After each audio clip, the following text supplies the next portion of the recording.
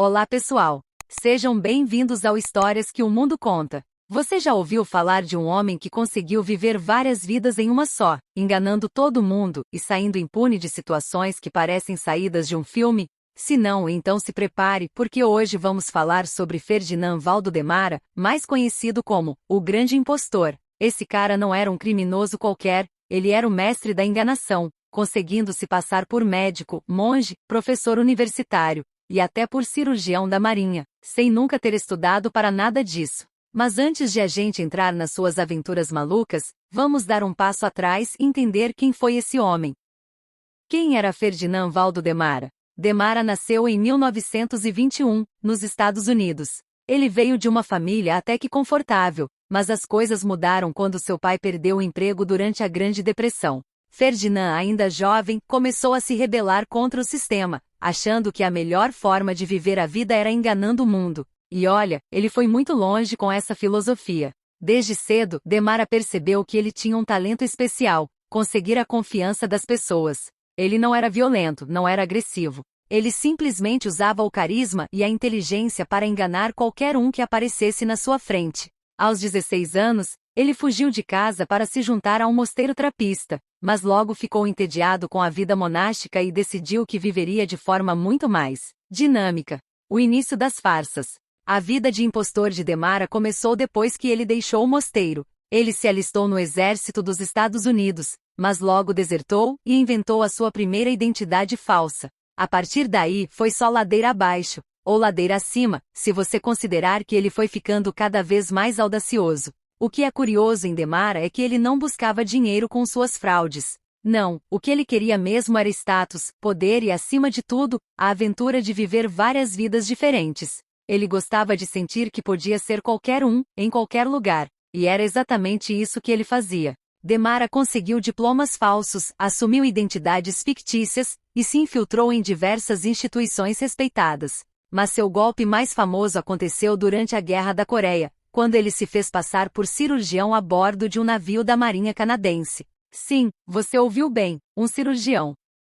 Demara, o médico da Marinha. Agora imagine a cena, Demara sem nenhum treinamento médico assumindo o papel de cirurgião e sendo responsável pela vida de soldados feridos em combate. Parece loucura, né? Mas ele realmente fez isso. Em 1951, ele roubou a identidade de um médico chamado Joseph Cyr e se alistou como cirurgião na Marinha Real Canadense. E o mais impressionante é que, mesmo sem qualquer formação médica, Demara realizou várias cirurgias, incluindo a remoção de balas, extração de dentes e até a amputação de membros. Tudo isso baseando-se em nada mais do que sua incrível capacidade de leitura rápida e memorização de livros de medicina. Por incrível que pareça, ninguém desconfiou dele. Pelo contrário, ele se tornou um herói local, com matérias em jornais elogiando seu trabalho como médico na linha de frente. E tudo isso sem nenhum diploma ou experiência. Mas como toda mentira, essa também acabou sendo descoberta. Um dos médicos verdadeiros da Marinha Canadense encontrou o nome de Demara em um jornal e reconheceu que o tal Dr. Cyr não era quem ele dizia ser. Quando foi desmascarado, Demara simplesmente deu de ombros e seguiu em frente, sem nunca ser formalmente acusado. Outras identidades, mesma habilidade. E o mais louco é que esse não foi o único golpe de Demara. Ele também fingiu ser psicólogo, professor de biologia, assistente de prisão, monge beneditino e até diretor de um hospital. E o curioso é que em muitos desses casos, ele realmente fez um bom trabalho, porque ele estudava a fundo os livros e conseguia enganar os colegas de profissão por meses ou até anos. Demara era um camaleão humano. Ele não tinha medo de assumir papéis arriscados. Por mais estranho que pareça, ele tinha um senso de ética peculiar. Ele nunca tentou machucar ninguém diretamente ou roubar dinheiro de instituições, ele apenas queria viver a emoção de ser várias pessoas em uma só vida. A queda e a redescoberta. Mas, é claro, uma vida de mentiras não podia durar para sempre. Eventualmente, suas fraudes começaram a ser expostas com mais frequência. Ele foi preso algumas vezes, mas nunca passava muito tempo na cadeia.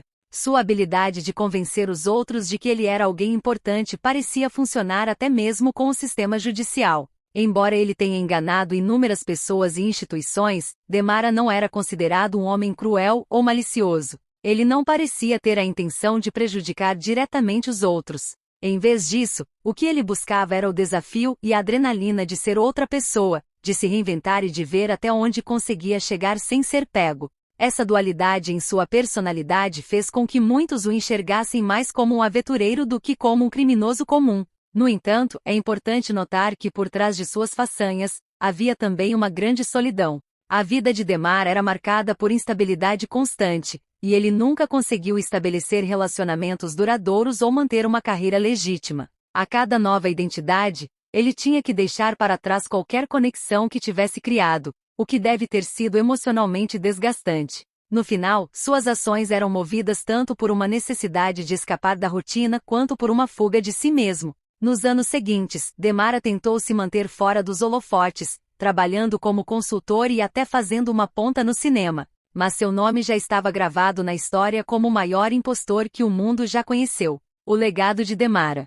Ferdinand Valdo Demara faleceu em 1982, deixando para trás um legado incomum. Ele não roubou grandes somas de dinheiro, não se envolveu em crimes violentos, mas conseguiu viver uma vida de aventuras inimagináveis, simplesmente enganando o sistema. Sua história até inspirou um filme chamado O Grande Impostor, de 1961, com Tony Curtis no papel principal. Mas no final das contas, a vida real de Demara foi muito mais impressionante do que qualquer ficção. Essa história levanta questões interessantes sobre identidade e a forma como as pessoas são percebidas. Demara era capaz de assumir qualquer identidade porque muitas vezes as pessoas ao seu redor estavam dispostas a acreditar no que viam. Ele vestia um jaleco de médico, falava com segurança e pronto, era aceito como cirurgião. Isso revela como a confiança e a aparência de competência podem ser poderosas, especialmente em ambientes onde se espera que os indivíduos sigam certos padrões de comportamento. Demara nos deixa uma lição curiosa: até onde a confiança e o carisma podem te levar. Ele provou que às vezes, saber se vender é mais importante do que ter o conhecimento técnico. Claro, não é uma estratégia que eu recomendaria, mas, no caso dele, funcionou por muito tempo. A história de Demara continua viva até hoje como um dos maiores exemplos de como alguém pode usar carisma, inteligência e uma boa dose de coragem, ou cara de pau, para viver de forma totalmente fora do comum.